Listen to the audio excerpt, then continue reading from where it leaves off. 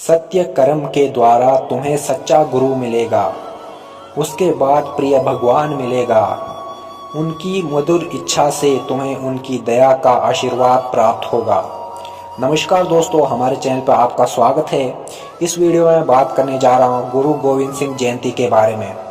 Video अच्छी लगे तो वीडियो को लाइक कर दीजिए और हमारे चैनल को सब्सक्राइब जरूर करना। गुरु गोविंद सिंह सिखों के 10वें और अंतिम गुरु थे। गुरु गोविंद सिंह जी पवित्र, प्रभावशाली और विद्वान गुरु थे। एक गुरु होने के अलावा वह एक योद्धा भी थे, जिन्होंने दूसरों से युद्ध करके सिख धर्म की रक्षा की। वह एक दिव्य दार्शनिक और आध्यात्मिक नेता भी थे। गुरु गोविंद सिंह ने विश्वास को विकसित किया और सिख धर्म के पूर्ण स्वरूप खालसा को मनाने में उनकी बड़ी भागीदारी थी। 9 वर्ष की उम्र में उन्होंने सिंहासन संभाला। वह सिखों के अंतिम गुरु नेता थे, क्योंकि गुरु गोविंद सिंह के सभी 4 बेटों को शहादत मिलने के बाद कोई उत्तराधिकारी नहीं बचा था।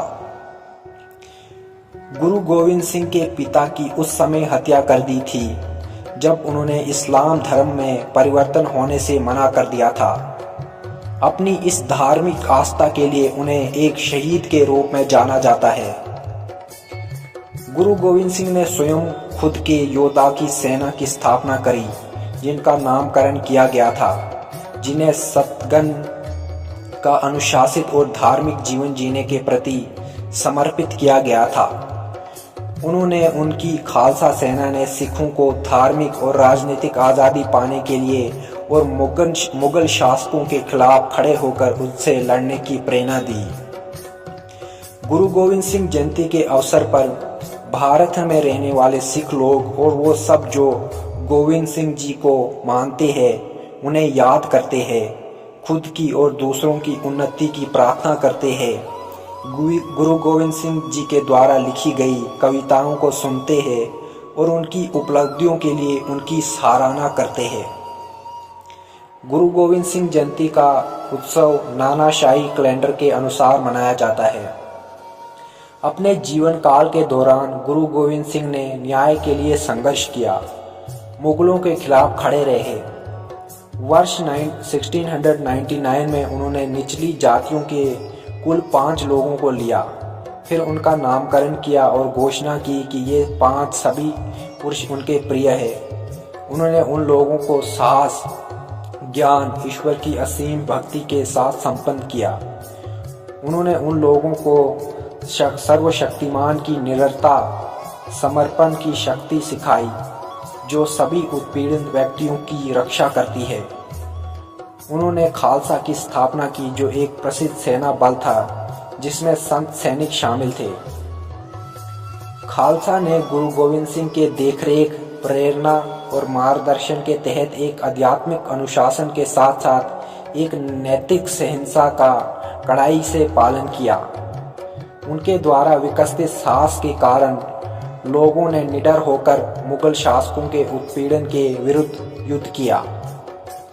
एक सैन्य नेता, आध्यात्मिक व्यक्ति होने के साथ साथ गुरु गोविंद सिंह जी एक विद्वान कवि, लेखक भी थे, जिन्होंने विशाल सहन और विद्वत्पूर्वक कार्य किए हैं। वर्ष 1708 में अपनी मृत्यु से पहले उन्होंने गुरु ग्रंथ साहिब को स्थानीय सिख गुरु के रूप में घोषित किया, जो सिख धर्म में एक पवित्र ग्रंथ है। गुरु गोविंद सिंह जयंती का अवसर भव्य रूप से मनाया जाता है, जिसमें दिया जलाना, पवित्र गुरुद्वारों का दौरा करना शामिल है।